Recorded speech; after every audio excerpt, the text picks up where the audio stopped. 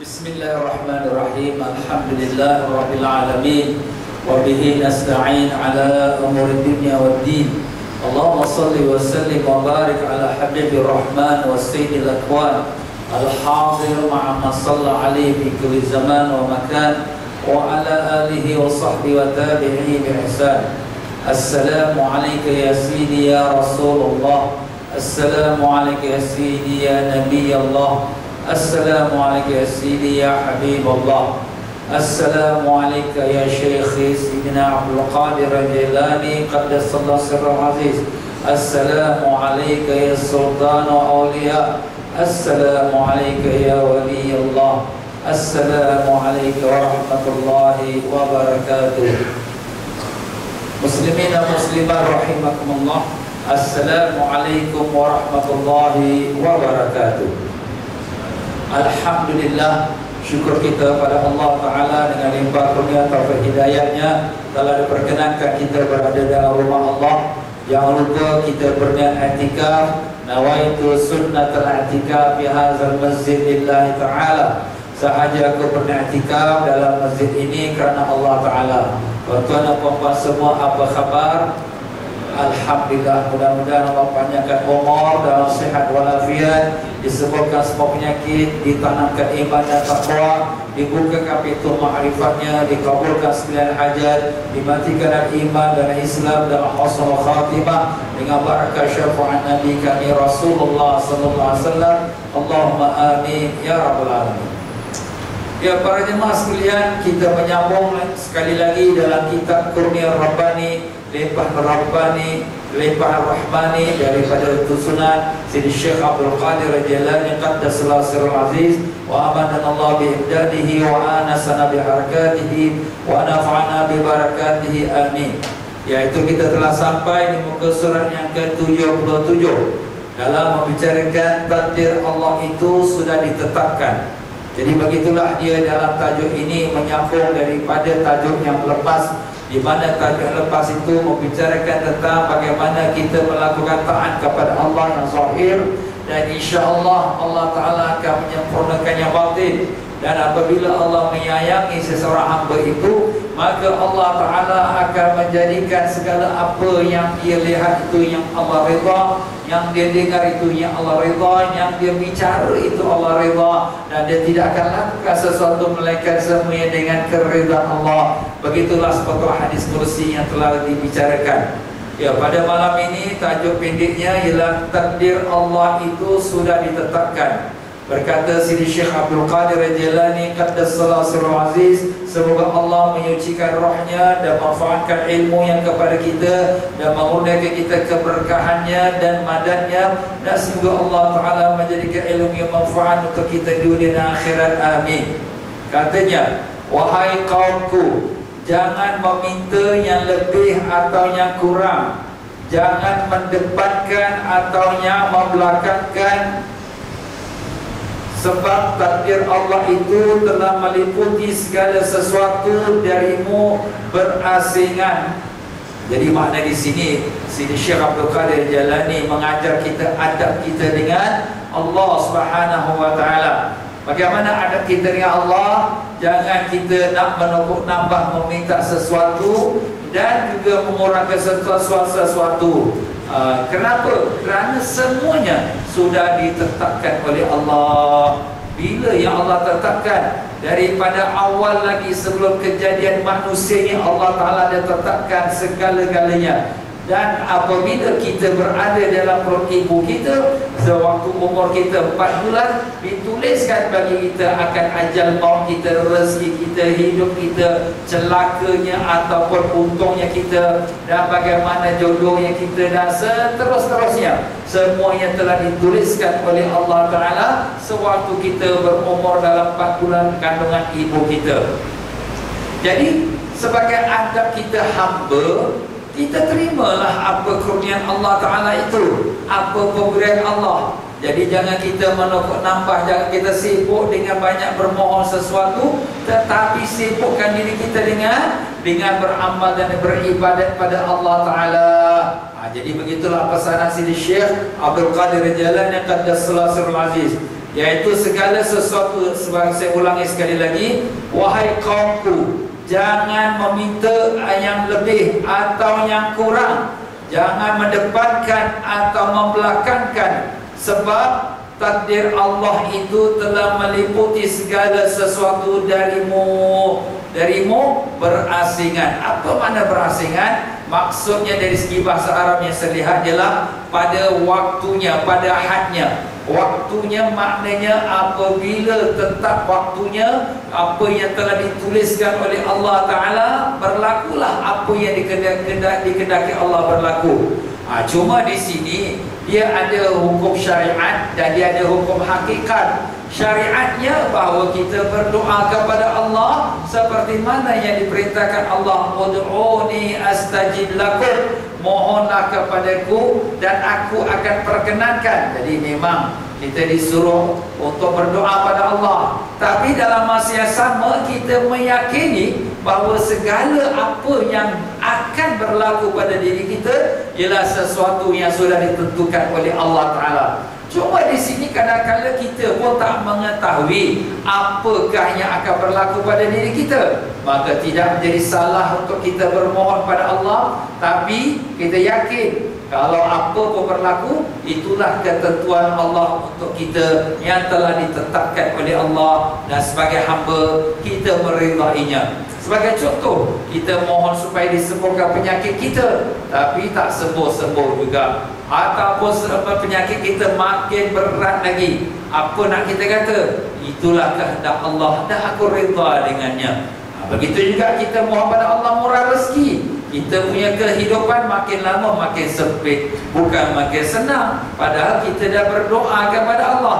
Jawapan kita, itulah yang ditentukan oleh Allah dan aku meridainya. Tapi tidak menjadi salah untuk kita berusaha mencari obat, tidak salah untuk kita berusaha mencari rezeki. Tapi apa jua yang terkena kepada kita, kita meridainya. Itu adalah kehendak dan ketentuan daripada Allah Ta'ala. Subhanallah. Jadi kalau orang yang beriman ini, dia tidak ada dalam dictionary-nya fras ataupun putus asa. Sudahlah, aku dah penatlah kerja pun tak ada faedah juga, macam ni lah juga aku. Sudahlah, aku dah belajar pun tak lulus. Sudahlah, biar aku bunuh diri lah, biar aku tinggalkanlah belajar ni. Nampak? Ini orang yang sudah putus asa. Kenapa? Sebab dia tak nampak itu datang daripada Allah. Kalau orang beriman, dia tidak ada putus asa. Kenapa? Kerana dia sentiasa meletakkan harapan dia kepada Allah. Inilah bahagian aku yang Allah tetapkan, tetapi aku terus berusaha dan kemudian terserah kepada Allah untuk menentukannya pada masa akan datang.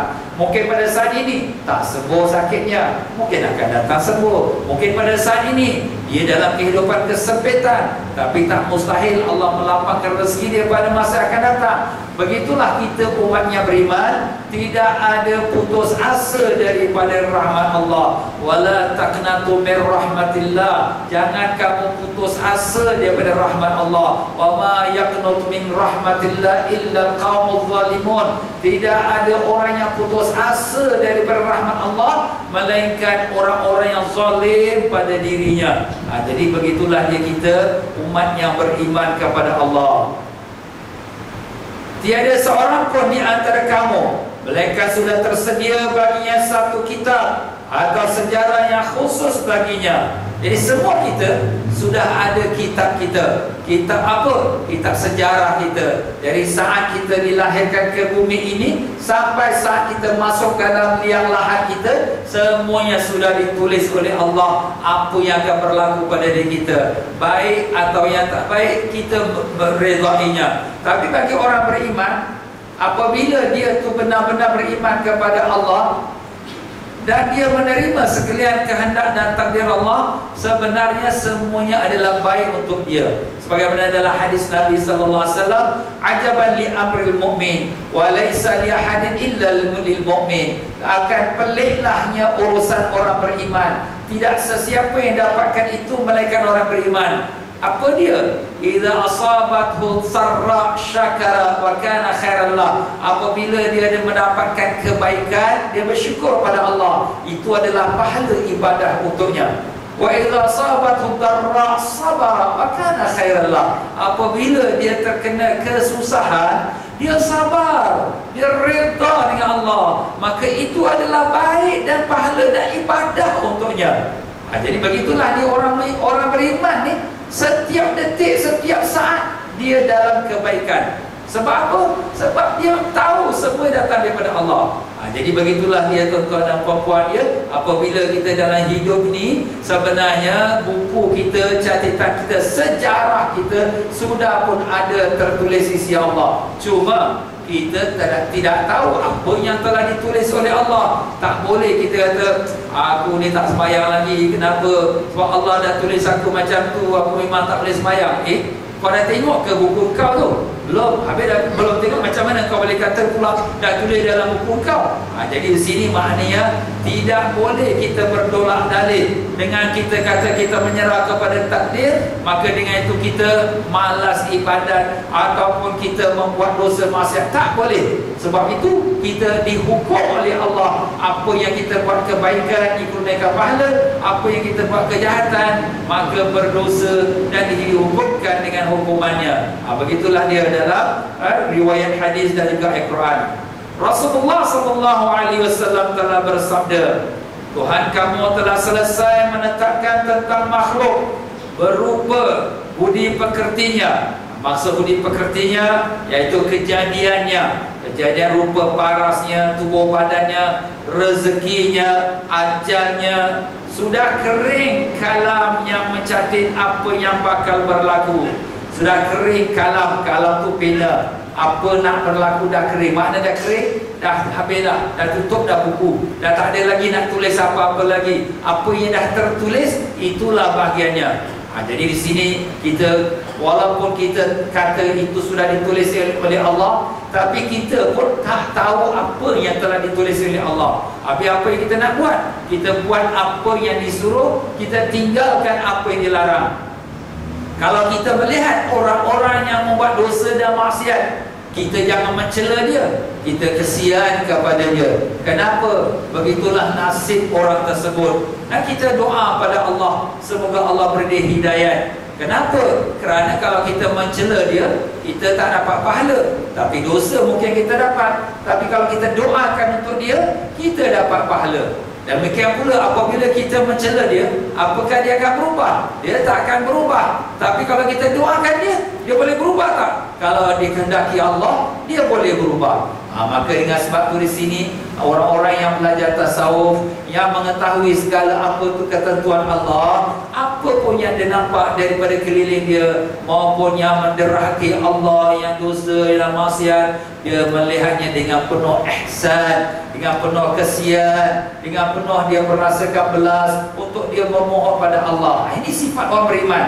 Bukan mencela, mampulah engkau, nerakalah engkau. Tidak, itu bukan cara Nabi kita Rasulullah SAW.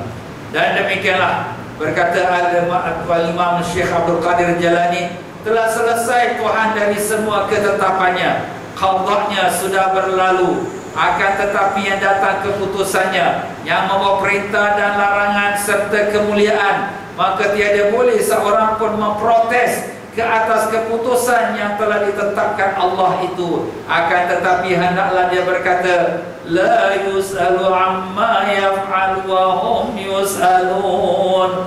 Tiada boleh ditanya dari hal apa yang diputuskan oleh Allah, namun mereka nanti akan ditanya. Jadi begitulah dia. Apa pun yang berlaku pada diri kita, tak ada bagi kita untuk nak protes, untuk kita nak engkarinya, atau kita nak marahnya. Allah Ta'ala lakukan pada kita yang tak menyenangkan diri kita, daripada kehidupan kita, daripada penyakit kita, daripada hajat kita yang tak tercapai, daripada anak-anak kita yang menderhakai kita, daripada suami yang curang kepada kita, daripada isteri yang tidak ada adab dengan kita. Maka apa nak buat? Inilah dia bahagian aku yang telah Allah tuliskan bagiku. Tapi dia boleh bermohon pada Allah. Jadi di sinilah dia muslim-muslimah rahimakumullah. Apa yang terkena kepada kita, kita boleh mendoakan kepada Allah supaya memperbaiki keadaan. Tapi bukan kita protes atau kita memarahi atau kita tak meredainya. Kerana perbuatan itu adalah perbuatan mengingkari kehendak Allah. Tetapi kenapa pula Allah Ta'ala membuat kita macam ni, Ustaz? Dia bagi kita susah, bagi kita sakit, kita buat apa yang Allah lakukan, tapi kita lah yang akan ditanya. Jadi apa yang kita nak buat? Sibukkan diri kita dengan diri kita punya amal. Jangan kita sibuk dengan mempersoalkan apa yang Allah perlakukan. Bukan urusan kita, itu urusan dia. Dia Tuhan. Dia nak buat macam mana ke, tongal terbalik ke, apa ke, dia punya suka lah.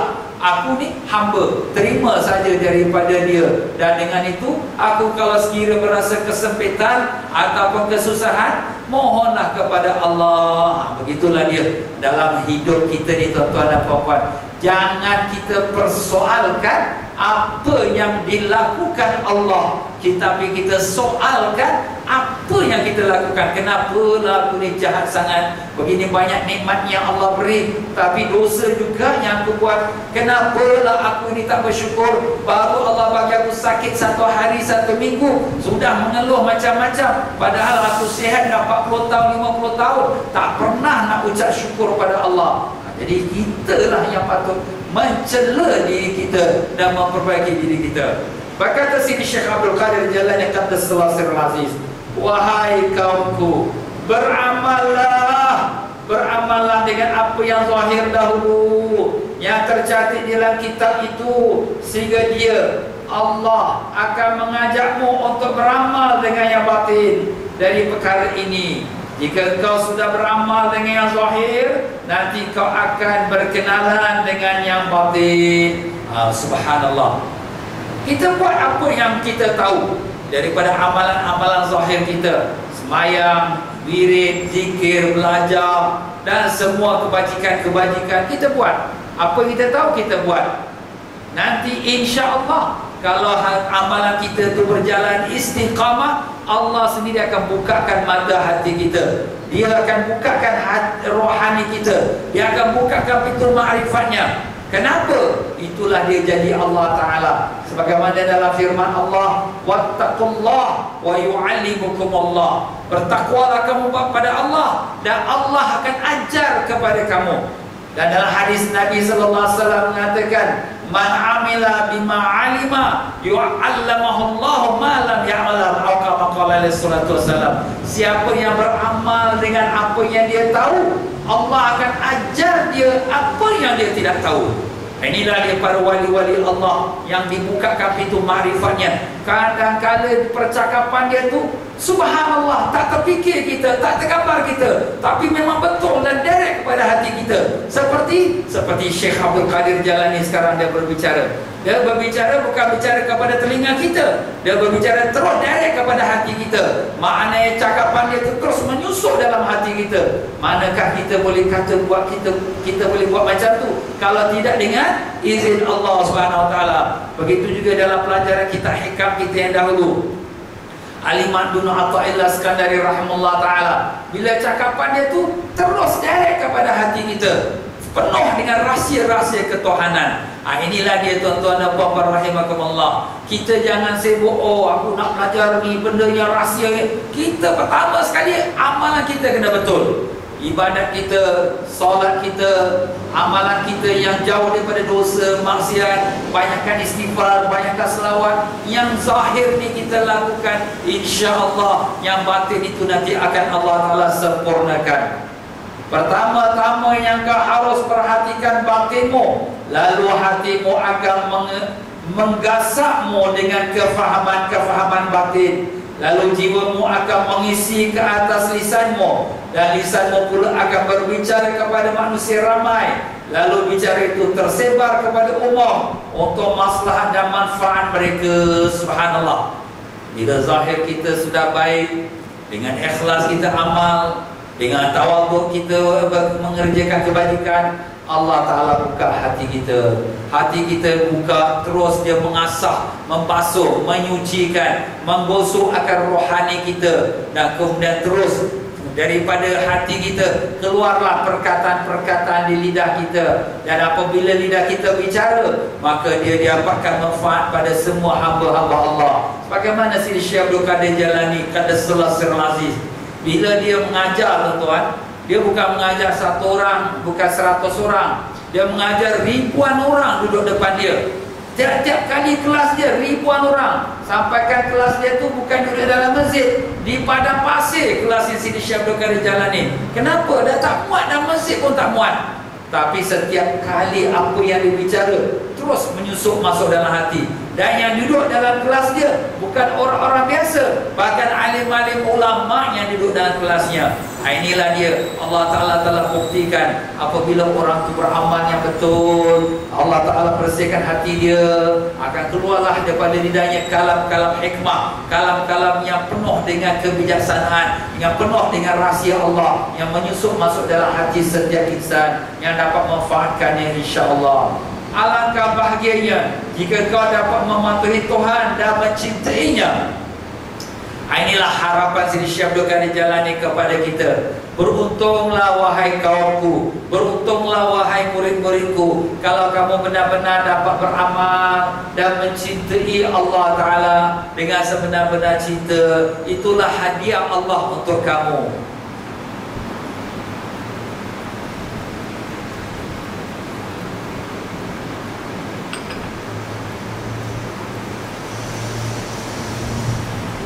Kemudian menyambung lagi Sidi Syekh Abdul Qadir Jalani Qaddasallahu Sirrul Aziz, waihak, celakalah engkau yang akan mendakwa diri bahawa engkau memang mencintai Allah Azza wa Jalla. Perkataan kemudian mungkin itu digantikan dengan celakalah engkau yang akan mendakwa diri bahawa engkau memang mencintai Allah Azza wa Jalla. Tetapi sudahkah engkau tahu bahawa mencintai Allah itu ada syarat-syaratnya? Jadi di sini jangan mudah pula kita mendakwa aku cinta pada Allah. Jangan. Kenapa? Kerana nak mencintai Allah ada syarat-syaratnya. Di antara syarat-syaratnya, hendaklah engkau menurut perintahnya, buat dirimu dan buat orang lain. Di antara syarat-syaratnya lagi, hendaklah tidak merasa tenang dan tenteram kepada sesiapa pun selain daripada Allah. Bahkan hendaklah engkau sentiasa merasakan kemesraan yang penuh dengan Dia dan tidak bosan dengan Dia, iaitu dengan Allah. Ini antara syarat-syarat tanda seorang itu cinta pada Allah. Jangan kita tertipu dengan mendakwa, aku cinta pada Allah, aku buat ibadat lah. Nanti dulu syarat-syarat mencintai Allah ni, pertama, buat apa yang disuruh oleh Allah Ta'ala, tinggalkan apa yang dilarang. Dan keduanya ialah di sini disebutkan bahawa hati kita tidak tenang dengan selain pada Allah. Duduk kita berada di tempat yang penuh dengan hiburan, tak senang hati kita. Duduk di depan TV dengan penuh dengan gelak ketawa, tak senang hati kita. Kenapa? Sebab dia tak mendatangkan perasaan hati kita dengan Allah. Tapi bila kita rasa senang, bila kita rasa tenang dan gembira, bila kita bersama dengan Allah, kita bermesra dengan Allah. Bila pula masa kita bersama Allah? Bila kita berzikir, apabila kita seorang-seorang bertafakur. Tadi kita zikir. Zikir kita tu Masya Allah, kalaulah rasanya nak sambung lagi setengah jam pun boleh. Sedap menyebut nama Allah, Allah, Allah. Sedap menyebut nama La ilaha illallah. Sedap menyebut Astaghfirullah. Tapi apa nak buat, masa kita terhad. Begitulah rasa hati kita. Tak puas kita dengan Allah Ta'ala.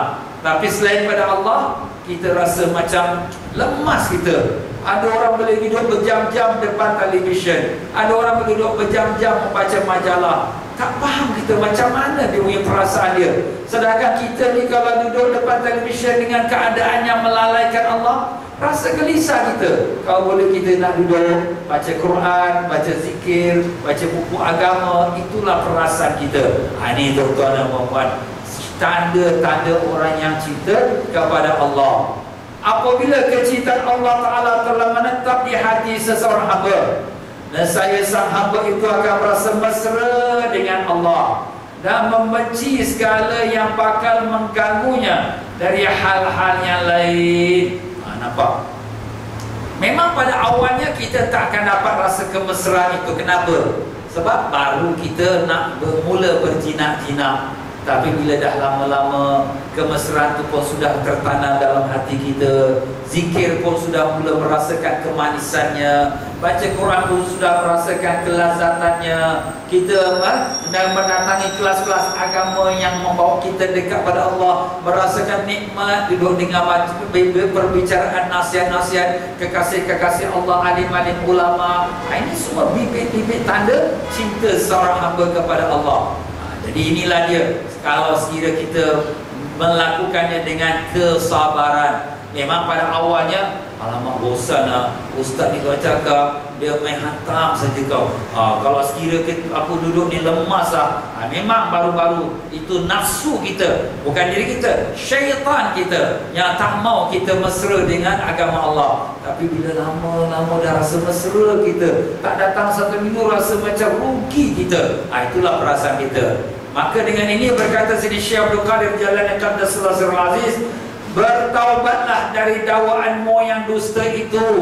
Jadi sekarang kita mengaku kita cinta pada Allah, sebenarnya kita belum lagi sebenarnya cinta pada Allah. Kita sudah berdusta, sudah berbohong. Maka bertaubatlah kamu, wahai murid-murid, daripada dakwaan kamu yang dusta itu. Itulah pesanan Sidi Syekh Abdul Qadir Jalani. Memanglah tak ada siapa yang boleh mengaku diri dia, aku cinta pada Allah. Walaupun memang hati kita tu ke arah itu, tapi untuk buat pengakuan yang tahu hanya Allah Ta'ala. Walaupun pada zahirnya kita cukup dengan taat, ibadat. Wah, baguslah kau yang ibadat, tak tinggal belajar agama, tak tinggal malu. Itu pada pandangan mata orang.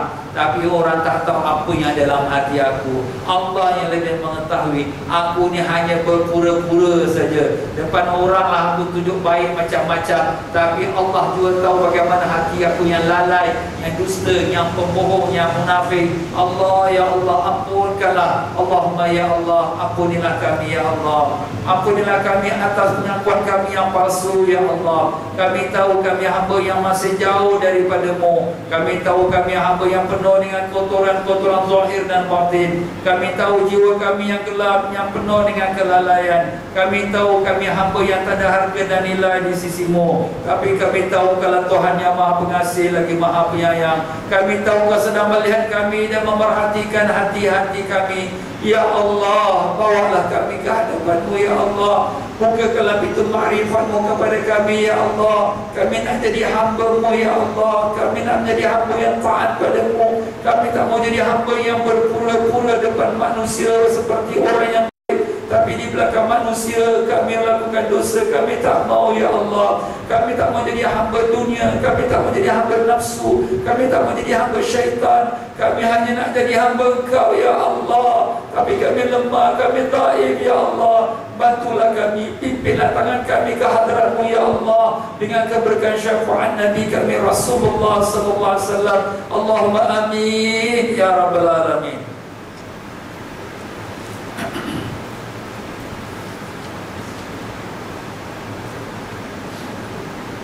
Perkara ini tidak akan mendatang dengan menyia-nyiakan diri atau berangan-angan dengan omong kosong atau dengan nifak dan pura-pura.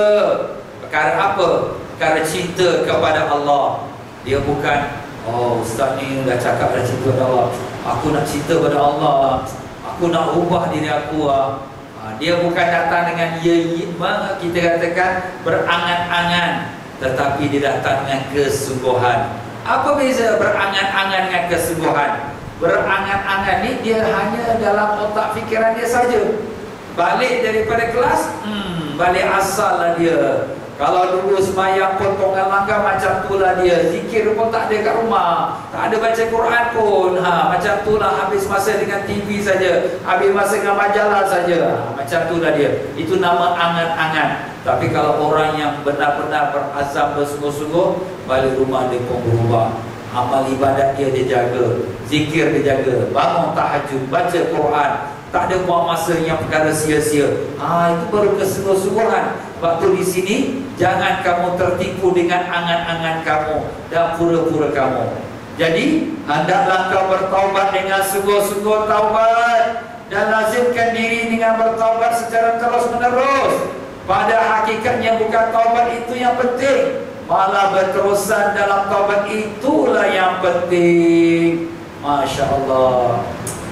Syekh Abdul Qadir Jalani kalau cakap ni memang luar biasa. Astaghfirullahalazim tak cukup. Itu sekali kau sebut, itu kat lidah kau sebut. Tapi yang pentingnya taubat berterusan. Makna taubat berterusan, sepanjang hayat kamu balik rumah, pergi kerja, buat apa kerja, astagfirullah, astagfirullah. Terus rasakan diri kita ni orang yang berdosa, rasakan diri kita orang yang banyak kesalahan, terus mengharapkan pengampunan daripada rahmat Allah Ta'ala. Inilah yang lebih penting. Sekali baca taubat 100 kali, sekali kita duduk 1000 kali astagfirullah. Lepas tu balik asal, tak ada guna. Tapi yang naknya dalam sepanjang masa kita, apa kita buat pun astagfirullah, astagfirullah ya Allah, ampun. Rasa perasaan kita tu memohon ampun daripada Allah. Inilah yang dikehendaki. Umpamanya seperti sebatang pohon yang ditanam, yang sebenarnya bukan batang pohon itu yang penting, akan tetapi dahan-dahannya yang mengeluarkan buah-buahan, itulah yang penting. Subhanallah. Kiasan yang dibawa misalan cukup tepat. Kita tanam pokok, wah, pokok ni aku tanam dengan batang dia, wah, ini pasti sekali pokok ni akan memberikan buah-buahan. Tapi sekadar tanam saja tak ada faedah. Lepas minggu, 2 minggu lepas tu mati pokok ni. Kenapa? Tak disiramkan dia, tak dibajakan dia. Yang lebih penting bukan batang pokok ni, yang lebih penting ialah buah-buahan yang kita kehendaki. Dia pun subur, mengeluarkan daun-daun, mengeluarkan buah-buahan. Itulah yang manfaat untuk kita. Itulah dia taubat yang dikehendaki. Taubat yang membawa kita dekat pada Allah. Taubat yang membawa hati kita suci bersih. Taubat yang membawa kita menjadi hamba Allah. Itulah yang dikehendaki. Bukan taubat hanya baca dekat lidah saja. Sebab tu berkata Sayyidatina Rabi'atul Adawiyah, istighfaruna yahtaju ila istighfar. Istighfar kita ni berhajat kepada istighfar. Apa maknanya? Yang kita baca astagfirullah ni masih dikira berdosa kita baca astagfirullah. Kenapa pula berdosa? Kena minta ampun yang kau baca astagfirullah. Kenapa? Kerana kau bohong. Kau hanya baca kat lidah, hati kau tak istighfar pada Allah. Kau hanya baca pada taat ketika sembahyang, tapi lepas tu balik pada asal. Engkau berdusta di hadapan Allah. Maka kau istighfar tu memerlukan kepada istighfar yang lain pula. Allah. Ini kata wali-wali Allah ni memang luar biasa, tuan-tuan. Tapi apakah itu menyalahi Al-Quran dan hadis? Tak ada, tak menyalahi. Inilah namanya ilmu laduni, ilmu yang datang dari sisi Allah. Allah berikan kepada kekasih-kekasihnya. Macam mana sekarang kita baca, kita tak ada sampai ilmu kita seperti mana disebut oleh Syekh Abdul Qadir Jalani. Tapi Alhamdulillah, dengan Allah bukakan kepada walinya, kekasihnya Sidi Syekh Abdul Qadir Jalani, dan dituliskan akan ceramahnya itu oleh murid-muridnya. Sampai hari ini walaupun sudah 900 tahun, kita dapat membacanya dan dapat rasa hati kita akan faedah manfaatnya. Inilah Allah bukakan untuk kita. Allah kesiankan kepada hamba-hambanya, jadi diberikan kepada kekasihnya, wali-walinya. Maka dengan itu wali menyampaikan akan rahsia-rahsia Allah SWT kepada hamba-hambanya. Selalu muafakat dengan takdir Allah. Itulah tajuk berikutnya.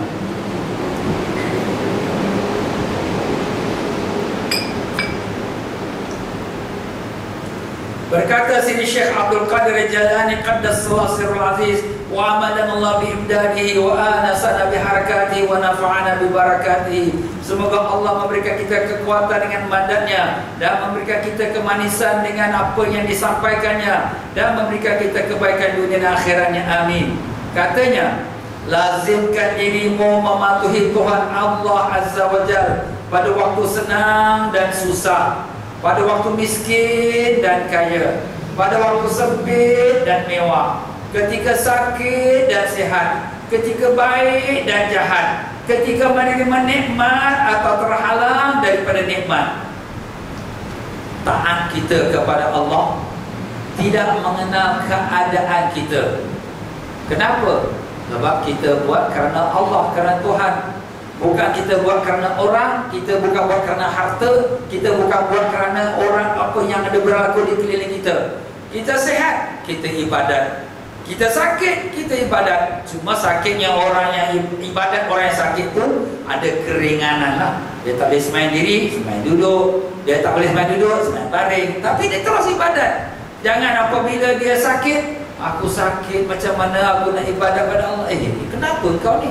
Sakit tak menghalang ibadat. Begitu juga waktu dia senang, dia beribadat. Waktu dia susah, sempit hidup dia, pun ibadat juga. Ada orang waktu dia senang, dia beribadat. Bila dia dalam kesempitan, sudahlah, aku ni ibadat pun susah juga, tak guna aku ibadat, dia tinggalkan ibadat. Tak boleh. Kita dalam senang atau susah, dalam sihat atau sakit, dalam lapang atau sempit, semuanya ketaatan kita pada Allah terus menerus istiqamah.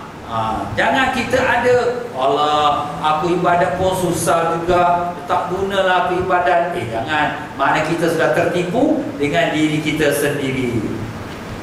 Aku tiada nampak obatnya kecuali dengan berserah diri keseluruhannya kepada Allah Azza wa Jalla. Apa obatnya orang yang berpenyakit demikian? Orang yang ibadatnya itu, kita kata mengikut keadaan. Keadaan senang, ibadat. Atau sebaliknya pula, bila dia susah, dia ibadat. Bila dia susah, dia bangun tahajud. Bila dia susah, dia baca Yasin. Dia sembahyang hajat. Tapi bila dah senang, tahajud pun terkejut. Baca Quran pun tak ada, Yasin pun dah jauh dah. Orang macam ini semua, obatnya apa? Obatnya ialah serahkan diri kita kepada Allah Azza wa Jalla. Ya Allah, aku ibadat padamu bukan kerana sesuatu benda pun untuk dunia ni. Aku ibadat padamu hanya kerana Kau, ya Allah. Jadi bila kita buat kerana Allah, senang ke, susah ke, sakit ke, sihat ke, lapang ke, sempit ke, apa pun keadaan, tetap kita bersama dengan Allah Ta'ala. Inilah dia obatnya, kata Sri Syekh Abdul Qadir Al-Jalani Qaddasallahu Sirruhu Aziz. Jika dia putuskan sesuatu ke atas kamu, jangan kamu merasa kurang senang terhadapnya. Jangan kamu menentang dia atau mengadukan hal itu kepada selain dia, kerana sikapnya begitu akan menambah bala ke atas diri kamu. Tetapi hendaklah kamu bertenang, berdiam diri dan tidak terhirau kerananya. Kita kena susah, kena fitnah, dizalimi orang, hidup kita sempit, sakit kita, apa pun keadaan kita, jangan kita protes. Kenapa ya Allah? Kenapa aku begini, jadi begini? Kenapa? Tak perlu kita protes. Aduh Ustaz, saya ni macam mana ni? Oh, suami saya buat macam ini. Ini anak saya buat saya macam ini. Ini isteri saya buat macam ini. Ini family saya buat saya macam ini. Ini kawan saya buat macam ini. Kenapa? Kan kamu ada Allah. Kenapa ya kamu risau orang-orang ini? Orang-orang ini pun dirinya pun tak terjamin di sisi Allah. Syurga neraka pun kita tak tahu. Kenapa yang kita bimbang hal mereka? Dan kemudian kita nak mengadu pada si Polan kita. Kenapa? Si Polan tu pun dia punya masalah pun tak terhurai lagi. Yang boleh huraikan masalah dia, yang boleh huraikan masalah kita, yang boleh huraikan masalah semua manusia ialah Allah. Sudah serah pada Allah, terimalah daripada Allah. Suami aku buat aku macam tak apalah, aku serah pada Allah. Ini isteri aku buat aku macam tak apalah, serah pada Allah. Terserahlah, dialah yang tentukan jodoh aku dengan isteriku ni, jodoh aku dengan suami aku ni. Beginilah anaknya Allah Ta'ala yang bagi pada aku, apa aku nak buat. Nabi Nuh AS, anak dia tak beriman. Isterinya Nabi Nuh AS pun tidak beriman. Begitu juga Nabi Lut AS. Jadi nak buat macam mana? Walaupun Nabi pun, isteri dia pun tak beriman. Jadi di sinilah terletaknya kita hamba. Ikut Engkau lah ya Allah, aku terima saja apa yang Kau putuskan. Allahumma ya Allah, ya Tuhan kami, kami hamba Engkau Tuhan. Kami mengaku kelemahan dan kebodohan kami. Kami mengaku kami tak tahu, kami tak faham dengan apa yang hikmah rahsia-Mu. Tapi kami yakin Kau melakukan kebaikan untuk diri kami. Ya Allah, kami serahkan diri kami padamu ya Allah. Jadikanlah kami hamba yang Kau redai ya Allah. Kami reda padamu sebagai Tuhan kami. Kami reda Islam sebagai agama kami. Kami reda Nabi Sayyidina Muhammad sallallahu alaihi wasallam sebagai Nabi kami. Terimalah kami sebagai hamba-Mu ya Rahman, dengan barakah syafaat Nabi kami Rasulullah sallallahu alaihi wasallam. Allahumma amin ya rabbal alamin. Sebab itu dalam hidup ni Allah akan cuba kita dengan macam-macam yang kita tak nampak. Kita dalam jalan raya memandu pun ada masalah. Orang potong kita, orang nak bawa kereta mengganggu kita. Kita dalam kita bekerja pun ada orang dengki kita. Kita lihat semua tu daripada Allah. Kita mengadu hanya kepada Allah. Kita menyerah kepada Allah. Kita melihat semua tu adalah daripada kehendak Allah. Memang kehendak Allah. Allah jadikan manusia macam ini. Bukan semua manusia dia guna akalnya. Ada manusia bawa kereta sesuka hati sampai nak langgar kita. Ada manusia dengki nak tengok kita ada kelebihan. Serah pada Allah. Ini semua Allah jadikan dia. Bukan dia nak jadikan diri dia macam tu, tapi Allah jadikan dia macam tu. Kita terima, kita reda, kita serah pada Allah. Mengadu kita hanya kepada Allah Subhanallah. Orang yang belajar tasawuf ni tuan-tuan, hidup dia senang. Kenapa? Dia tak ada problem. Apa pun problem yang dia hadapi, dia melihatnya semua datang pada Allah, dan dia serah kepada Allah, dan dia terima daripada Allah. Masya Allah, kan senang. Tetapi orang yang tak belajar tasawuf, dia tu yang pasal lah. Dia dengki dengan aku. Dia inilah bawa kereta macam nak langgar orang. Dia inilah bukan angkara ni buat aku macam ini. Semua nampak orang yang salah. Dia tak nampak itu kehendak Allah Ta'ala. Itulah apabila dia tidak mempelajari tasawuf, apabila mata hati dia tu tak dibuka oleh Allah Ta'ala. Tetapkan diri kamu di hadapan Allah, dan terimalah apa yang diputuskan buat diri kamu.